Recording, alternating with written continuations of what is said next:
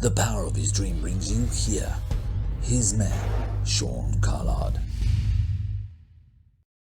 So the touch point for today, the interpersonal skills touch point for today, and we've been through it, is we need to understand there's 3 ways to connect in relationships: transactional, relational, situational. And we need to understand that ground zero is the core values that give anything its existence. Talking about a pilot, his ground zero principles that make him a pilot is taking off and landing. If you can do that, we're pretty much safe, and the rest of it we can build on. And remember, when it comes to ground zero, it doesn't define you. It just literally tells you where you are. So don't take it personally. Just adjust according to where you want to go and what you want to achieve. Then we said that boundaries secure your ground zero, giving you freedom and safety.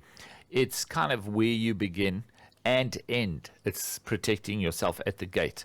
And we do have that one on the YouTube channel. And then it goes, we need to understand we have the power of choice. You need to own your boundaries, choose to take responsibility. I'm not doing it to you, I'm doing it for me. Relationship is never on the table.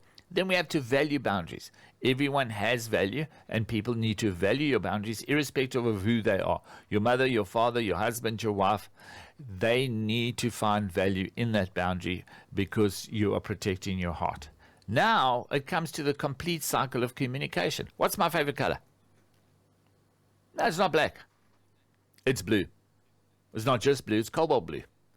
And if you don't know what cobalt blue is, well, it's either a Christmas light or a police traffic light. Not traffic as in robot, but on the top of the car. That blue. That's cobalt blue. That is my favorite color. Now we have completed the cycle of communication, where you understand the same information the exact same way as me. Now, when it comes to your boundaries, they need to be clear when you communicate it to other people. And you want them to understand you. You don't want them to agree with you. And it's your responsibility to communicate it correctly and even write it down before you share it. And you can even write it down, send it in an email after you share it so they can have a clear understanding of it and check with you just in case they don't. But we cannot hold people responsible by saying, oh, what I told you. And that's not the fact that we told them. Is did we tell them to the degree that they understand it, that they can repeat it back to us, which is not a bad idea.